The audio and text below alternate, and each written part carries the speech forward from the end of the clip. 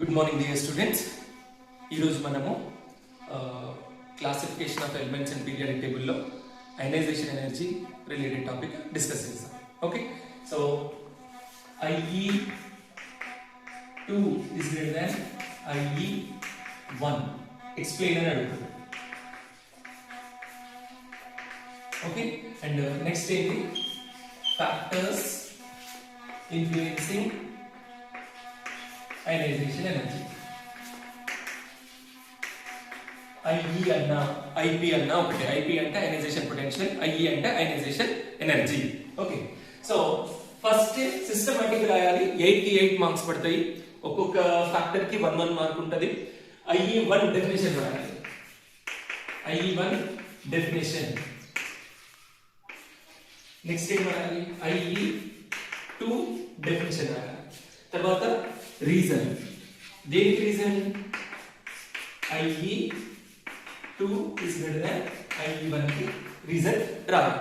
Okay, so first IE1 ఏంటి మరి? IE1 అన్నా IE అన్నా ఒకటే. అయనైజేషన్ ఎనర్జీ డెఫినేషన్ ఏముంది? The energy required to remove an electron from a neutral gaseous atom. Okay, so ఒక atom నుంచి ఎలక్ట్రాన్ తీయడానికి కావాల్సిన ఎనర్జీ. ఏ ఆటమ్ నుంచి?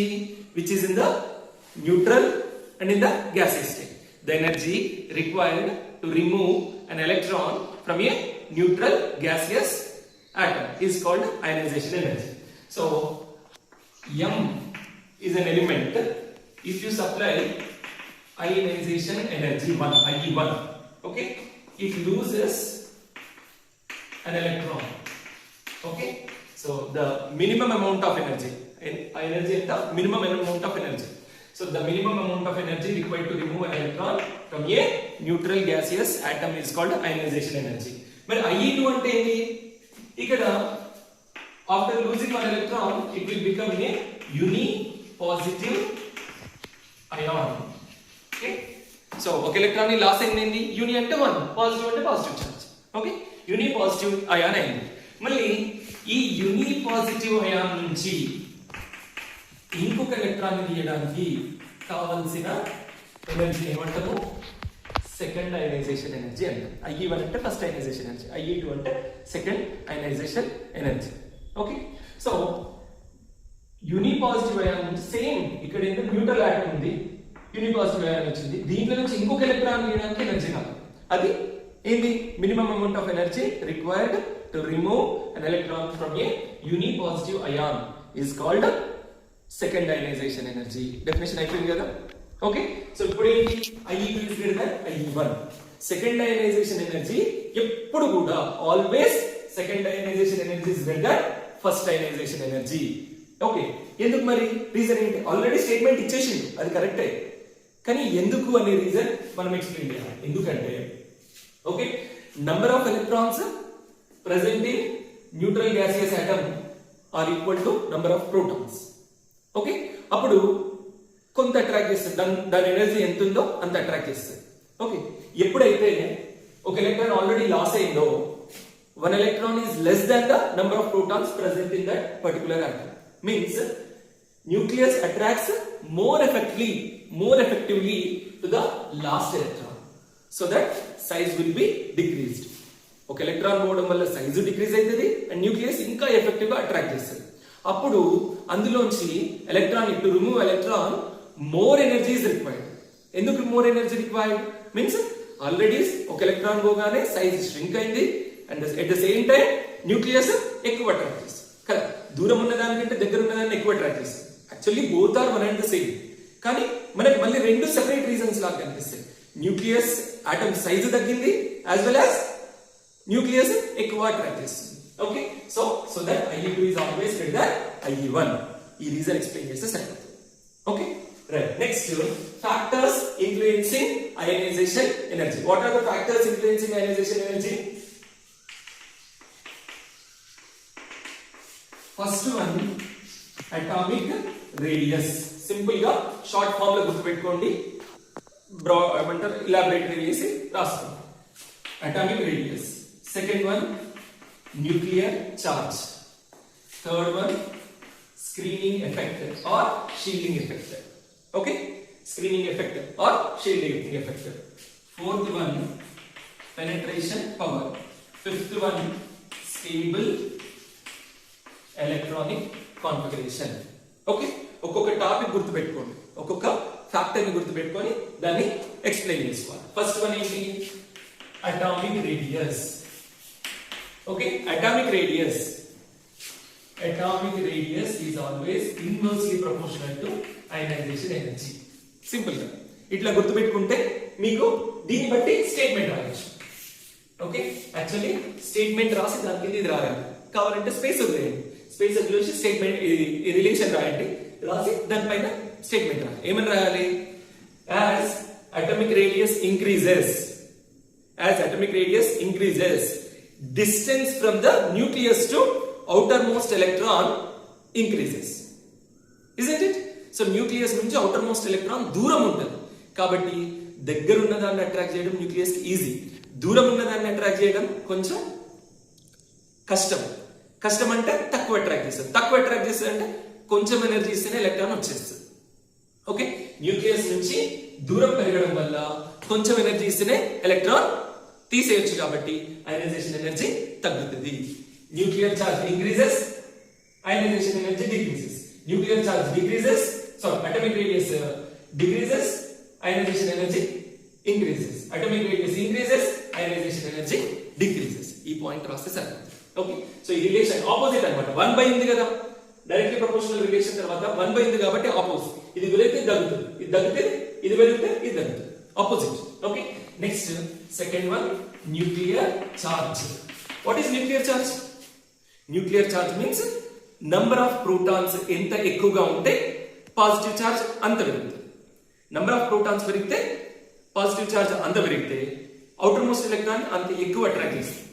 ఒక ప్రోటాన్ 10 ప్రోటాన్లు ఈక్వల్ గా అట్రాక్ట్ చేస్తే ఒక ప్రోటాన్ తక్కువ అట్రాక్ట్ చేస్తుంది, 2 ప్రోటాన్లు ఇంకెక్కువ, 4 ప్రోటాన్లు ఇంకెక్కువ, 10 ప్రోటాన్లు ఇంకెక్కువ. సో న్యూక్లియర్ చార్జ్ ఎంత ఇంక్రీజ్ అయితే అవుటర్ మోస్ట్ ఎలక్ట్రాన్ ని న్యూక్లియస్ అంత ఎక్కువగా అట్రాక్ట్ చేస్తుంది. Means nuclear charge is directly proportional to ionization energy. ఎందుకు? న్యూక్లియస్ అవుటర్ మోస్ట్ ఎలక్ట్రాన్ ని ఎంత ఎక్కువగా అట్రాక్ట్ చేస్తే ఆ ఎలక్ట్రాన్ ని తీయడానికి మనం అంత ఎక్కువ ఎనర్జీ ఇవ్వాల్సి వస్తుంది, అంతకంటే ఎక్కువ ఎనర్జీ ఇవ్వాల్సి వస్తుంది. కాబట్టి nuclear charge increases, ionisation energy increase. Nuclear charge decreases, ionization energy also decreases. Okay, next third one, screening effect or shielding effect అంటారు. స్క్రీనింగ్ ఎఫెక్ట్ అన్నా షీల్డింగ్ ఎఫెక్ట్ అన్నా సేమ్. ఎందుకు? స్క్రీనింగ్ ఎఫెక్ట్ అంటే ఏంటంటే న్యూక్లియస్ చుట్టూ డిఫరెంట్ షెల్స్ లో different electrons తిరుగుతుంది. మనము అయనైజేషన్ ఎనర్జీ అంటే ఏమంటున్నాము? ఎన్ని షెల్స్ ఉన్నా, ఎన్ని ఎలక్ట్రాన్స్ ఉన్నా వాలెన్స్ షెల్ లో ఉన్న ఎలక్ట్రాన్ గురించే మాట్లాడుతున్నాము. వాలెన్స్ షెల్ లో ఉన్న ఎలక్ట్రాన్ ని తీయడానికి కావాల్సిన ఎనర్జీ. సో న్యూక్లియస్ కి వాలెన్స్ షెల్ లో ఉన్న ఎలక్ట్రాన్స్ కి మధ్యన ఎన్ని షెల్స్ ఉన్నాయో, ఆ షెల్స్ లో ఎన్ని ఎలక్ట్రాన్స్ ఉన్నాయో అన్ని ఎలక్ట్రాన్స్ న్యూక్లియస్ చుట్టూ రివాల్వ్ అవుతూ ఉంటాయి. అట్లా రివాల్వ్ అవుతున్న ఎలక్ట్రాన్స్ మనము ఫ్యాన్ ఆగిన దానికి తిరిగిన దానికి డిఫరెన్స్ చూస్తాం కదా.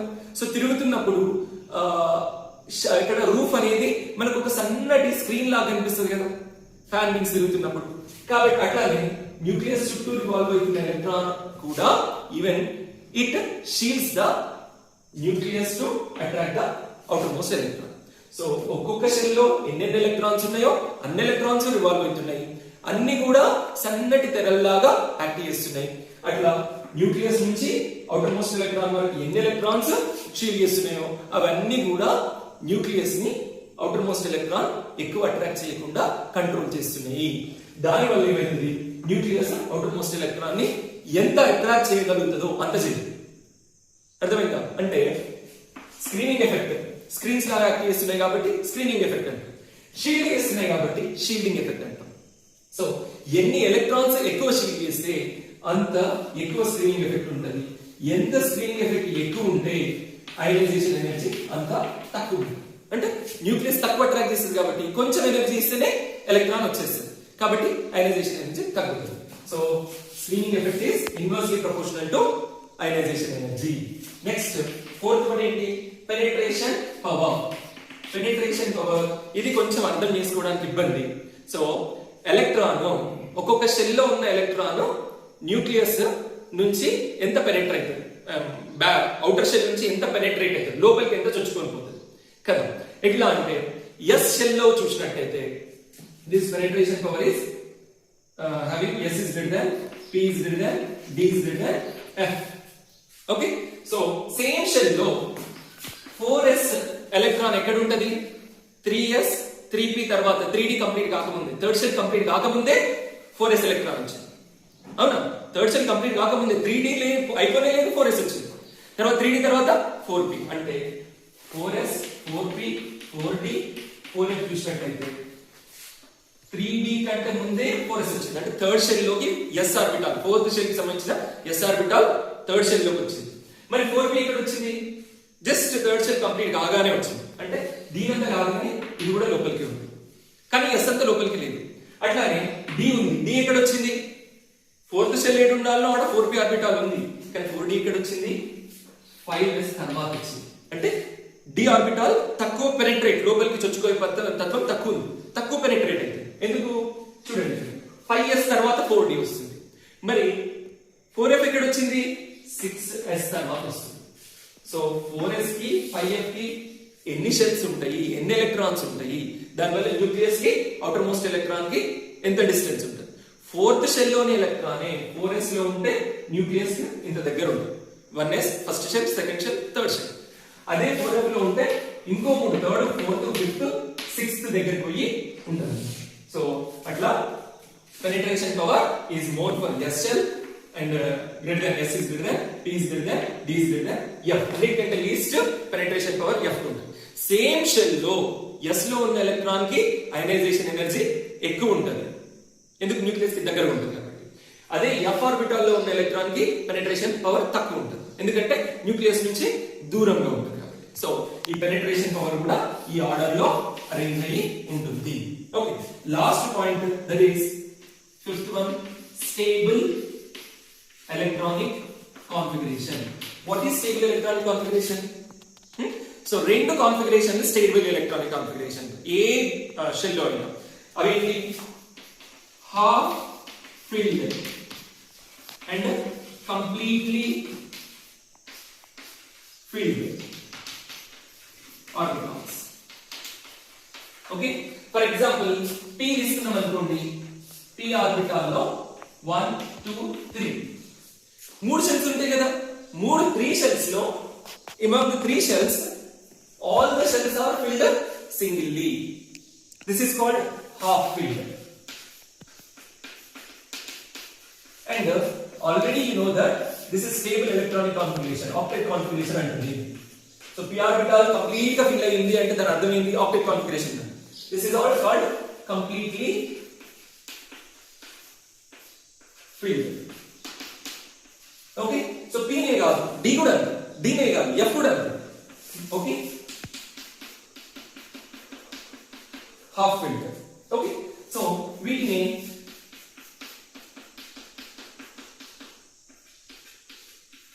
completely filled. ఇది half,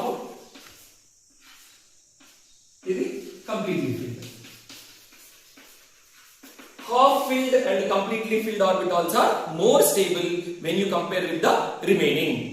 Remaining ఒకటి గాని రెండు గాని ఉన్నాయనుకోండి, అట్లానే 4 గాని 5 గాని ఉన్నాయనుకోండి. ఓకే, అట్లానే ఇక్కడ 1 2 3 4 వరకు అండ్ 6 7 8 9 వరకు అది హాఫ్ ఫిల్డ్ కాదు, కంప్లీట్లీ ఫిల్డ్ కాదు. కాబట్టి they are not much stable when you compare with half filled and completely filled. అయితే మరి అంటే half filled completely filled stable కాబట్టి దాంట్లోంచి to remove electron we need more amount of energy. ఈ points రాస్తే సరిపోతుంది. ఇది అర్థం చేసుకొని ఒక 4-5 సార్లు రాసి ప్రాక్టీస్ చేసి రాసేయండి. 88 మార్క్స్ పడతాయి మీరు ఈ మాత్రం ఆన్సర్ రాస్తే.